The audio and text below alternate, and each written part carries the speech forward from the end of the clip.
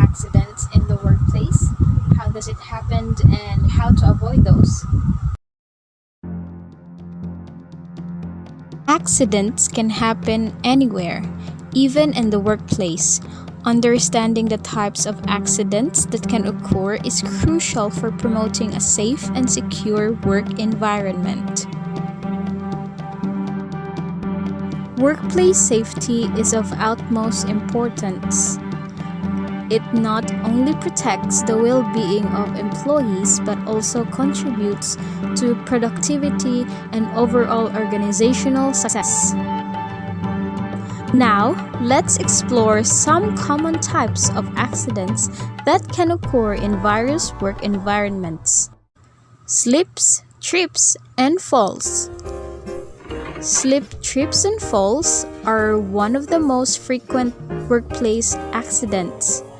These can occur due to wet or uneven surfaces, poor lighting, or obstacles in the walkways. Machinery accidents. Machinery accidents are another significant concern.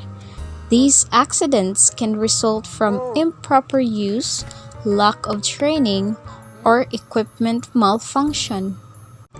Chemical incidents. Chemical incidents pose a serious risk in workplaces where hazardous substances are handled. Accidental spills, leaks, or improper handling can lead to chemical burns or respiratory issues. Falls from heights are a major concern in industries like construction or maintenance. Working on elevated platforms without proper safety measures can lead to severe injuries or fatalities. Ergonomic injuries. Ergonomic injuries such as musculoskeletal disorder can occur due to poor workplace design or repetitive tasks without proper ergonomics. These injuries can impact long-term health. Overexertion and fatigue. Overexertion and fatigue can result from excessive physical effort, prolonged working hours, or lack of rest breaks. These factors can lead to muscle strains, heat exhaustion, or reduced concentration. Now, let's move to prevention and safety measures. Preventing workplace accidents requires a proactive approach. Employers should prioritize safety by providing adequate training, maintaining equipment, and implementing safety protocols. Importance of reporting. It's crucial to encourage employees to report near misses and accidents promptly. Reporting helps identify underlying causes and implement corrective measures to prevent future incidents. Understanding the types of accidents in the workplace is key to creating a safe environment for everyone. By implementing preventive measures and fostering a safety culture, we can minimize the occurrence of accidents and protect the well-being of employees.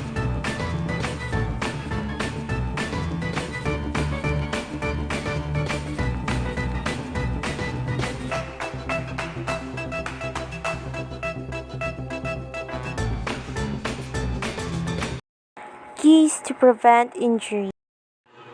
Preventing injuries is an essential aspect of maintaining good health and well-being. While specific preventive measures may vary depending on the activity or situation, here are some general keys to help prevent injury. The first one is maintaining a healthy lifestyle. Engage in regular physical activity to keep your body fit and flexible. Incorporate exercises that focus on strength, endurance, flexibility, and balance. Additionally, maintain a nutritious diet, get enough sleep, and manage stress levels to support overall health and reduce the risk of injury. The second one is warm up and cool down. Always warm up your body before engaging in any physical activity. This helps increase blood flow to your muscles, making them more flexible and less prone to injury. Similarly, cool down after exercise to gradually bring your heart rate back to normal and prevent muscle soreness. Then the next one is use proper technique and form. Whether you are participating in sports, lifting weights, or performing any physical activity, learn and use the correct technique and form. Proper alignment and movement patterns not only improve performance but also reduce the risk of injury. The next one is wear appropriate protective gear. Depending on the activity, wear appropriate protective equipment. I mean, protective equipment such as helmets, goggles, mouth guards, knee pads, or safety harness. Protective gear helps absorb impact, shield vulnerable body parts, and minimize the risk of injury. The next one is gradually increase intensity and duration. When starting a new exercise program or sport, gradually increase the intensity, duration, and frequency of your workouts. Sudden or exercises change in activity levels can strain your muscles, tendons, and ligaments, increasing the likelihood of injury. Listen to your body. Pay attention to any warning signs or pain during physical activity. Pushing through pain or ignoring discomfort can lead to further injury. If you experience persistent pain or unusual symptoms, seek medical advice and allow yourself time to rest and recover. So the next one is stay hydrated. Proper hydration is crucial for maintaining optimal physical performance and preventing injuries. Drink water before, during, and after exercise, especially in hot or humid conditions. The next one is create a safe environment. Ensure your surroundings are safe and free from hazards. Clear cluttered areas, secure loose rug or cables, and provide adequate lighting. This is particularly important for activities such as walking, running, or participating in sports. The next one is cross train and rest. Avoid overusing specific muscle or joints by incorporating cross training into your routine. Engaging in a variety of activities reduces the repetitive strain on specific body parts. Additionally, allow yourself sufficient rest and recover time between workouts to prevent overuse injuries. Next one is seek professional guidance. If you're new to a particular seeking professional guidance or coaching, professionals can provide valuable instructions on proper techniques, training programs, and injury prevention strategies specific to your chosen activity. Remember, injury prevention is a holistic approach that encompasses various aspects of your lifestyle, techniques, and environment. By adopting these keys and making safety a priority, you can significantly reduce the risk of injuries and ensure a healthier, more active life. That's all. Thank you. Classification of fire. What is fire? So, fire is a natural process that involves the rapid oxidation of a combustible material, resulting in a release of heat, light, and various combustion by products. It is also a chemical reaction known as a combustion, which occurs when fuel, oxygen, and an ignition source combine by the right proportion. Classification of fires is a commonly used system to categorize different types of fires based on a fuel involved in the appropriate distinguishing methods. Fire classification is a system that categorizes fires based on a type of fuel involved. So the most commonly used fire classification system is based on a classes A, B, C, D, E, and F. So each nag-represent og different types sa kayo and nag-require siya og specific methods kung unsaon siya pagpawong. Classification of fire. So dara day ang classification sa fire. So as you see na ay class A ko, these fires involve solid materials like paper, wood, and textile. So, kani siya is dali ra ni siya mapaw nga fire kay nag-leave sa din siya og kanang mga ash, mga abog. So, Class A fires can be distinguished using water, foam, or certain dry chemical distinguisher. So, ang Class A is katulad ni siya mga dali ra mapaw. And now, let's proceed to Class B.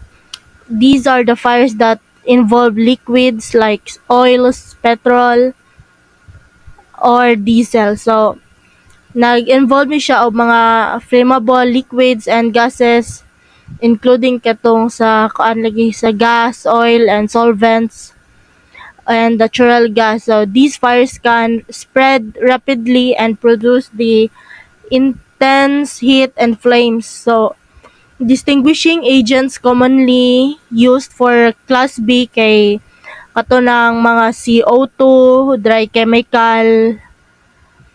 chemical powders, and sige tong isa ha, and foam. So CO2 is displaces oxygen, suffocating the fire, while dry chemical powders and foam kay nag-create siya og barrier and inhibit the fire's ability to ignite.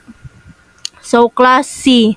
These are the fires that involve flammable gases such as the propane, butane, and methane. So, Class C, fires nag-involve siya og energized electrical equipment. So, such as the appliances, the wires, the electrical panel. So, kaninga fire is pose a unique danger kay kuan man siya, electrical current man ang nagamit niya and kanang this fire even after it seems distinguished. So the primary approach ani nga kayo is to kanang de-energize the power source first. So as I mentioned earlier nga Class C is kanang naa diri ang mga electrical current. So mapaong jud ang kayo once turn off na ang kung na turn off na ang main.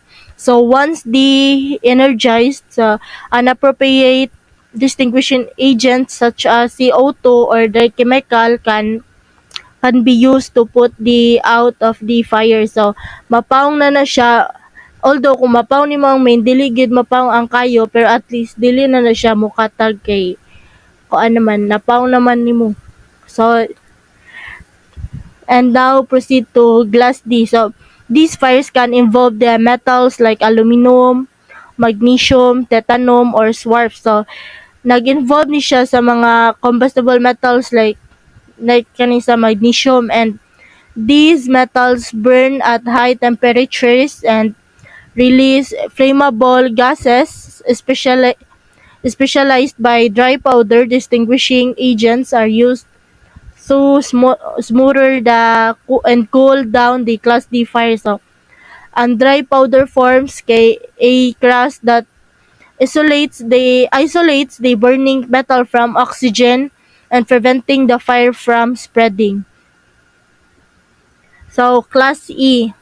These fires involves like electrical equipment like computers or phone chargers. So, Class E fires can universally recognized in fire codes or standards. So, however, sometimes in terms is used refer to the fires involving electrical equipment like sa charger. So, the approach ani nga fire classification is de-energizing gihapon pareha sa katong Class C katong like sa kurente, and de-energizing the power source, and using the appropriate distinguishing agents as necessary. So, like for example, mag-charge ka. So, 'di ba kung nibuto kung nay nibuto while nag-charge ka, dili kung naguna siya sa imong phone, maibot ra nimo ang charger. So, dili jud kadagan ang kayo. Dili pareha like sa kanang kung mag-una jud siya sa kuan. So, tawag ani mag-una siya sa saksakan. So, the last one is the class F. So, class F fires is that involve cooking oils, fats, and such as deep fat fryers. So, makita ni nato siya sa mga kitchens, commercial kitchens, or food processing areas, like sa restaurant, sa mga kitchen dapit, and distinguishing these fires can be challenging due to a high temperatures and potential re-ignition. Specialized wet chemical distinguishers are designed to smother the flames and cool the burning oil, preventing re-ignition. So the wet chemical creates a soapy layer on the surface of the burning oil and suppressing the fire and preventing its spread. So kung understanding the different fire classification is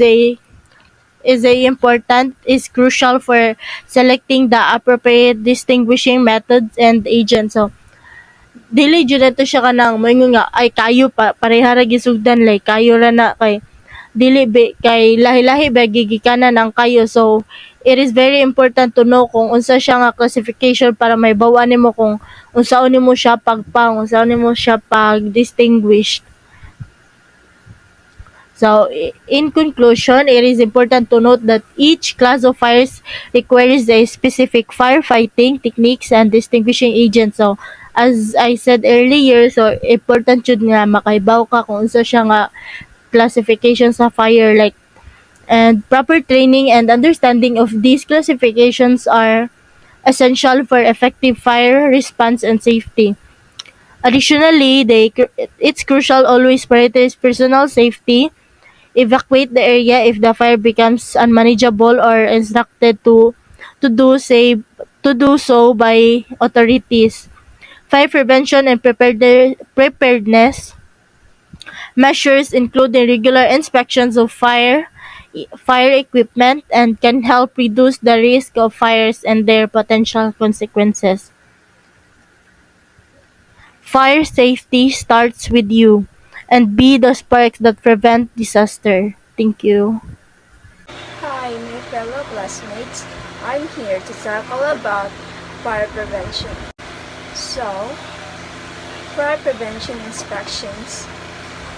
Periodic site inspection should be conducted by the person responsible for fire prevention and control, or someone who has been delegated to this duty. It is essential that the individual making the inspection be competent in hazard identification, as well as the corrective measure required for elimination or control of all hazards noted. The fire prevention inspection report should be written and received by project management, include an inspection report. So, it is essential, therefore, that an effective fire prevention and extinguishing plan be developed before onset of construction. The plan should be put into practice as soon as construction operations begin. Should the fire protection plan is a vital segment of the overall project safety program. Required detail will depend on the size and complexity of the construction operation involved. So, next one is, if you discover a fire or smoke condition we must do a race. RACE. R stands for rescue, A for alarm, and C for confine, and E for evacuate. So, R stands for rescue, rescue any person in immediate danger, and A for alarm, pull the fire alarm to alert everyone. Confine the fire, closing all doors, where possible turn off electric and gas equipment in your area as you evacuate if possible. And E, evacuate using the nearest stair exit, follow the exit signs. Escape. So, the next one is fire extinguisher keywords. It's pass, and P stands for pull the pin, and A, aim at the base of the fire, and S is squeeze the handle, and S, sweep to side. The pass procedure, pull the pin. This unlocks the operating lever and allows you to discharge the extinguisher. And A, aim low, point the extinguisher nozzle current hose at the base of the fire. And S, squeeze and hold the handle to discharge the extinguishing agent without any interruption. And S, sweep slowly from side to side as you hold the handle squeeze. So, this is the types of fire extinguishing. A is for ash, ordinary solid combustibles, and B is for barrel, flammable liquids and gases. C is for current, energized electrical equipment, and D is for dynamite. It's combustible metals, and the last one is key is for kitchen. It's oils and fats. So this fire prevention triangle. So the fire prevention triangle needs three elements: heat, oxygen, and fuel. Without heat, oxygen, and fuel, a fire will not start to spread. A key strategy to prevent fire is to remove one or more of heat, oxygen, or fuel. The risk assessment should include detail on all three elements to minimize the risk of a fire starting and spreading. This is the fire prevention diagram in workplace. First one is heat. Heat can be generated by work processes, and it's essential part of some process such as cooking. This heat must be controlled and kept away from fuel unless carefully controlled. And the next one is smoking. Provide no smoking signs at appropriate locations. Ensure smoking areas are away from flammable materials. And second, the next one is plant and equipment. Ensure proper housekeeping, such as preventing ventilation points on machinery becoming clogged with dust or other materials causing overheating. And the other is hot work. Often arises from construction and or maintenance activities. Hot work is work that might generate sufficient heat, sparks, or flame to cause a fire. And the other is Electrical safety. Get a qualified electrical contractor to carry out installation and repairs to electrical equipment and fittings, maintain proper pest control to avoid rodent damage to electric wiring and equipment. And the next is arson. The possibility of arson should be considered as a component of your risk assessment, and it is one that you can do much to control. The majority to deliberately started fires occurs in areas with a known history of vandalism or fire setting. And the other is oxygen. The air we breathe contains about 21% oxygen. Your oxygen at high pressure, such as from cylinder, can react violently with common materials such as oil and grease. Other materials may catch fire spontaneously. Nearly all materials, including textile, rubber, and even metals, provide vigorously and oxygen. So the other is oxygen safeguards.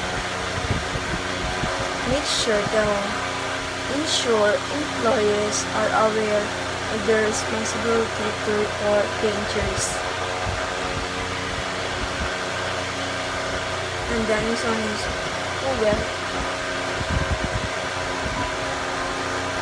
Fuel, in relation to fire, will consist of flammable materials. Flammable material is that burns easily in a normal atmosphere. Flammable materials include flammable liquids, gases, solids. It is important to identify all flammable materials that are in your workplace so that proper control can be put in place. So the other is flammable liquids. It can present a significant risk of fire. When fires evolve are usually heavier than air and can travel long distances, so are more likely to reach a source of ignition. The missing is cleanliness and housekeeping. So, never store flammable or combustible rubbish, even temporarily in escape routes or where it can contact potential sources of heat. Precision skips so that a fire will not put any structure at risk. And the last one is safety data sheets. Safety, it provides useful information on chemicals and handling, storage, and emergency measures. A safety data sheet should be provided with any hazardous chemicals and include useful information. For the 5 prevention strategies. First one is code compliance. Second one is training and preparedness, messaging, and the last one is solid investment. And these are the fire safety solutions in workplace or wherever, in school or everywhere. First one is fire alarms. fire sprinklers, fire extinguishers, emergency lighting, and fire doors. In conclusion, fire safety awareness can be defined as management activities undertaken to prevent fire from occurring. The controls that manage fire systems in emergencies, and in the event of the uncontrolled fire, the fire safety training suppression methods used to extinguish it. And that's what they are. Thank you. Good day everyone, I am Christy Noquiao. In this video, we'll learn that accidents can happen anytime and how being prepared by knowing basic first aid could mean the difference it does to save life and death. What is basic first aid? Basic first aid provides medical care to a person with an injury or illness such as burns, cuts, and insect stings. In this scenario, it is important to remain calm, assess the situation, and stabilize the patient. When you think about first aid, one of the first things to come in mind is first aid kit. What is first aid kit? First aid kit contains the proper equipment to treat most minor injuries. Sometimes the occasional graze or paper cut might happen when you least expect it, but what's the proper way to treat them? Let's find out! Step 1. Stop the bleeding. Use some gauze and apply direct pressure to the wound. Step 2. Wash the wound under running water. Step 3. Clean it. Use an antiseptic cleaning solution to clean the wound. Step 4. Dress it up. Use a cotton bud and apply a thin layer of antiseptic cream over the wound, followed by covering it with either a plaster or some gauze and band-aid. Clean and dress the wound every day to make sure that it will be always clean and uninfected. Burns. In case of a burn, cool the infected area with cool running water as soon as possible for a minimum of 10 minutes. This will reduce the pain, swelling, risk of scarring. Then, dry the affected area and apply burn cream to relieve some pain and prevent infections.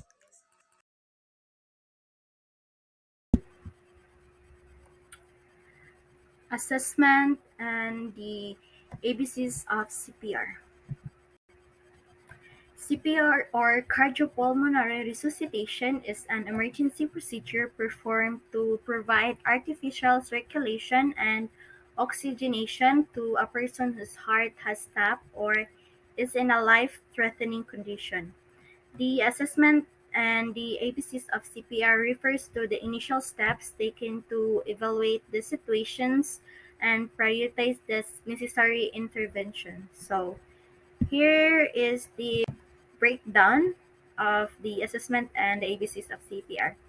So the assessment: ensure personal safety, check for responsiveness, and activate emergency medication services or the EMS. So ensure personal safety. Before initiating any assessment or intervention, make sure the environment is safe for both you and the victim. Assess for any potential hazards or dangers. So check for responsiveness. Tap the person and ask if they are okay to check for a response. If there is no response, the person may be unresponsive and in need of CPR. Sir, are you okay? Sir. Then the last one is the activate emergency medical services, the EMS. If you are alone, call your local emergency number or ask someone nearby to call while you proceed with CPR. If there are other present, assign someone to call for help immediately. Then perform the ABCs of CPR. So the ABCs of CPR stands for the airway, breathing, and circulation. So airway, you need to check that the airway is open and clear. Open the airway by placing one hand on the forehead to tilt the head back, and use two fingers from the other hand to lift the chin. If they are no unresponsive, you need to move on to breathing as quickly as possible. So breathing, you now need to check if the casualty is breathing normally. Place your ear above their mouth, looking down their body. Listen for sounds of breathing and see if you can feel their breath on your cheek. Watch to see if their chest moves and do this for 10 seconds.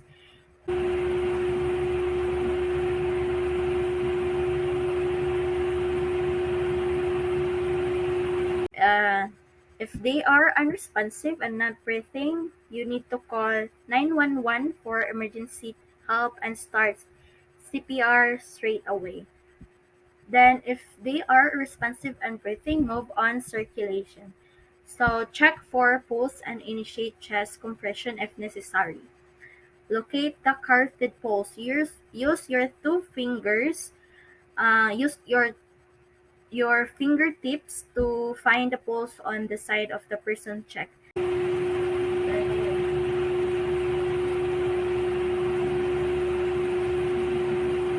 Then, once you have established their breathing, look and check for any signs of severe bleeding.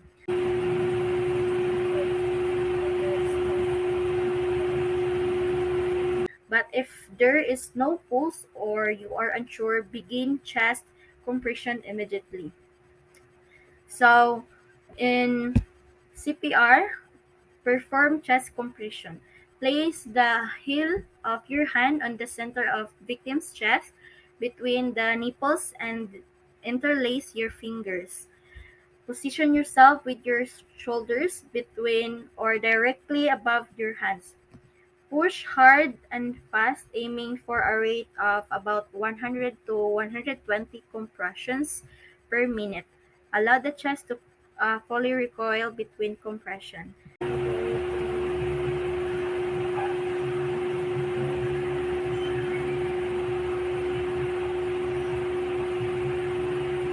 Then rescue breath. Give two rescue breaths after every 30 compressions. Pinch the victim's nose, create a seal with your mouth over their mouth, and give a breath lasting about 1 second. Watch for chest rise with each breath. Then continue cycles of compressions and breathe. Repeat the cycles of 30 compression followed by 2 rescue breath until the person starts breathing, and automated external defibrillator or the AED becomes available. Then the trained medical personnel take over or you become too exhausted to continue.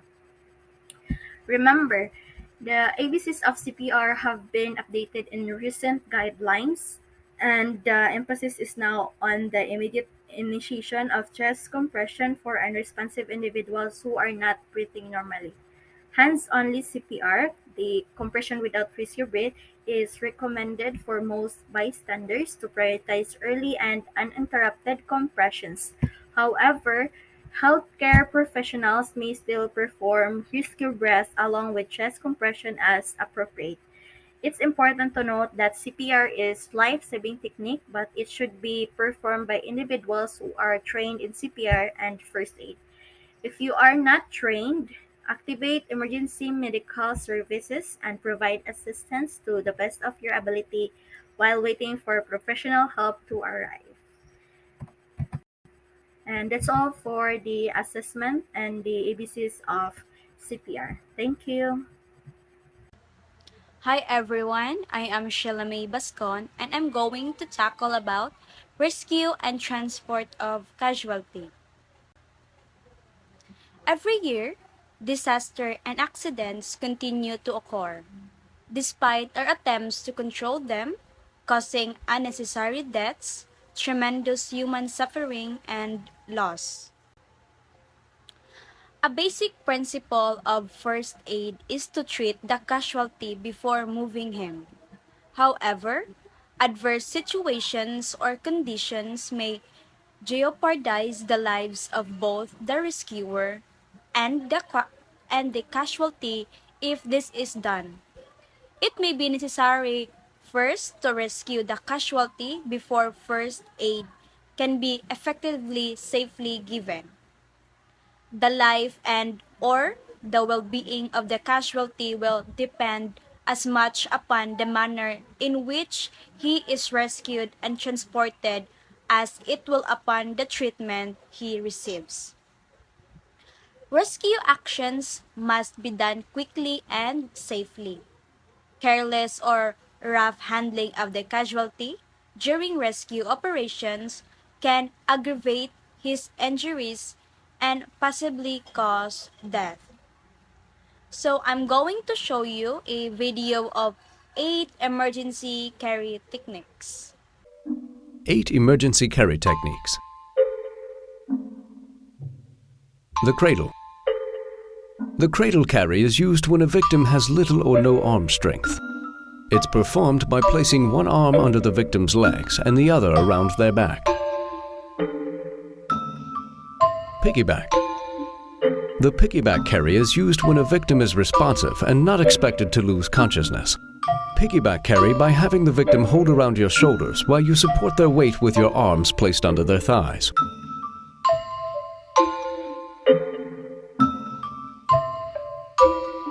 Fireman carry.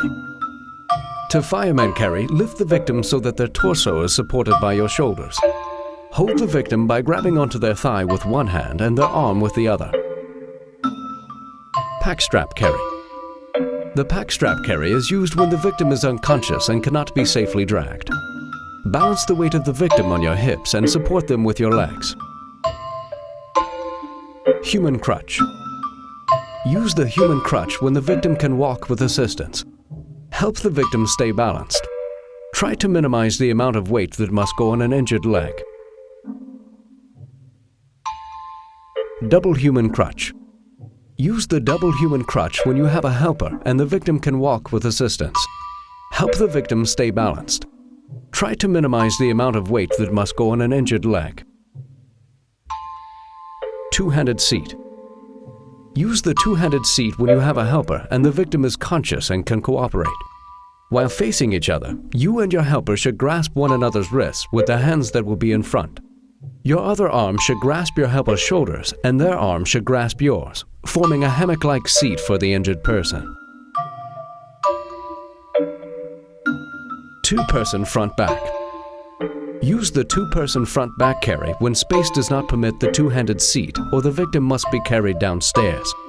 Communicate with your helper when lifting the victim and lift at the same time. Hi, I'm Rhea Mae Igot and I am going to discuss about burns and scalds accidents caused by electricity. So as you can see in the next slide, it is some of the example of burns and scalds caused by electricity.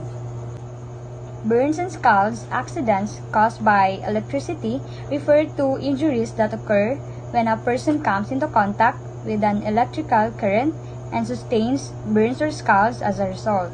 So when exposed to electricity, the current can flow through the body and cause a damage to the skin, tissues, and organs, leading to burns or scalds.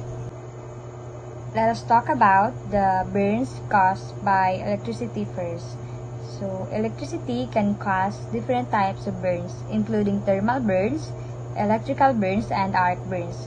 The severity of the burns can vary depending on factors such as the voltage of the electrical current, the duration of exposure, the pathway the current takes through the body, and the resistance of the person's body.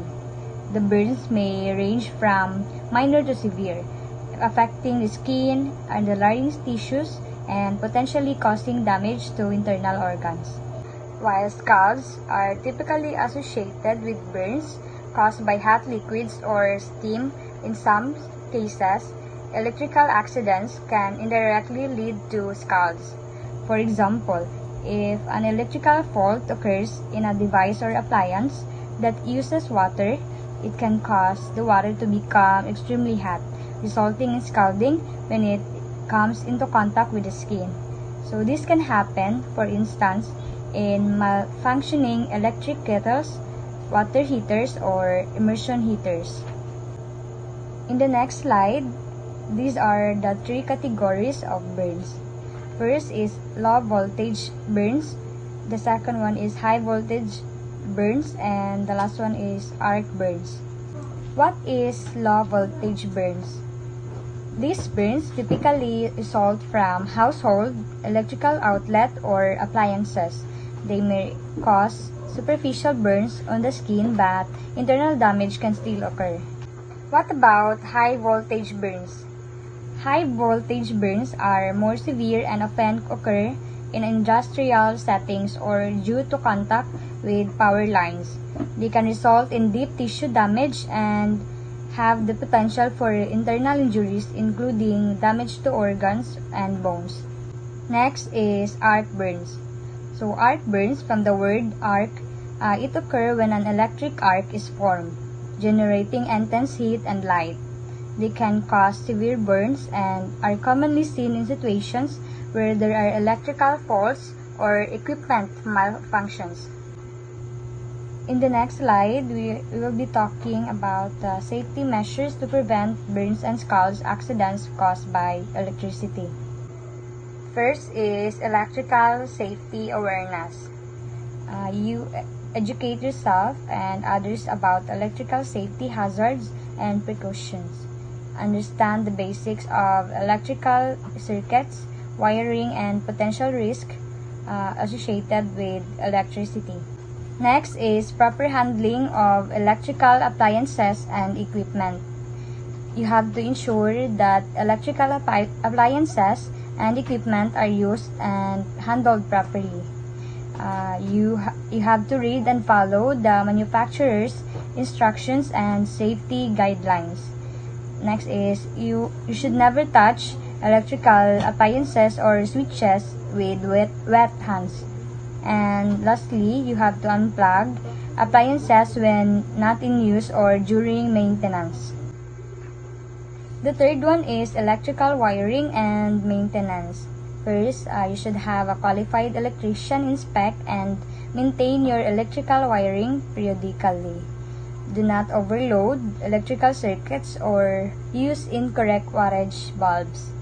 And you should replace damaged or frayed electrical cords immediately. And you should also avoid running electrical cords under carpets or rugs where they can be damaged or cause tripping hazards. The fourth one is ground fault circuit interrupters or GFCIs. Install GFCIs in areas where water and electricity may come into contact, such as kitchens, bathrooms, and outdoor outlets. GFCIs detect imbalances in electrical currents and quickly cut off power to prevent electrocution. Next is child safety. Keep electrical appliances and cords out of children's reach.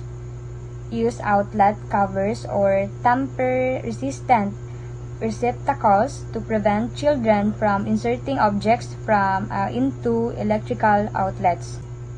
Next is water and electricity. Never use electrical appliances near water sources unless they are specifically designed for wet environments. Keep electrical cords and outlets away from water and damp areas. The seventh one is electrical repairs and modifications.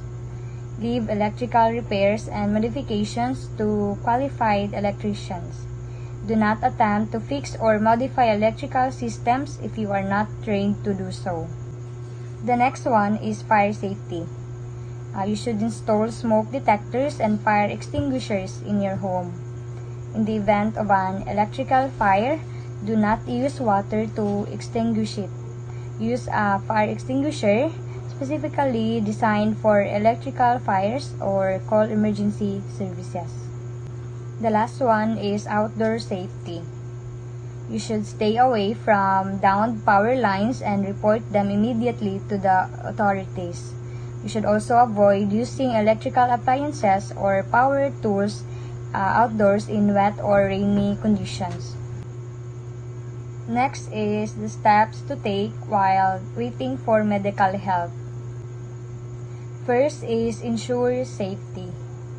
Disconnect the power source or remove the person from the electrical source using a non-conductive object such as a dry wooden broom handle. Do not touch the person with bare hands if they are still in contact with the electrical current. Next is call for emergency medical assistance. Dial the emergency services or go to the nearest hospital as soon as possible. Electrical burns and scalds require immediate medical attention. The last one is provide first aid.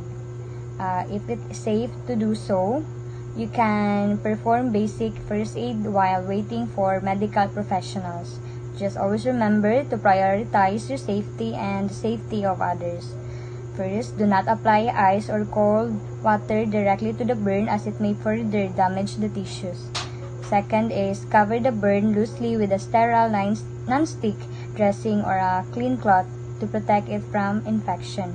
The last one is if the person is conscious, lay them down and elevate the burned area, if possible, to reduce swelling. Just always remember that electrical burns and scalds can have long-term complications and should always be evaluated and treated by medical professionals. It is also important to remember that electrical burns and scalds can be accompanied by other injuries, such as fractures or injuries from falls caused by the electric shock. Therefore, it is crucial to seek immediate medical attention in these situations.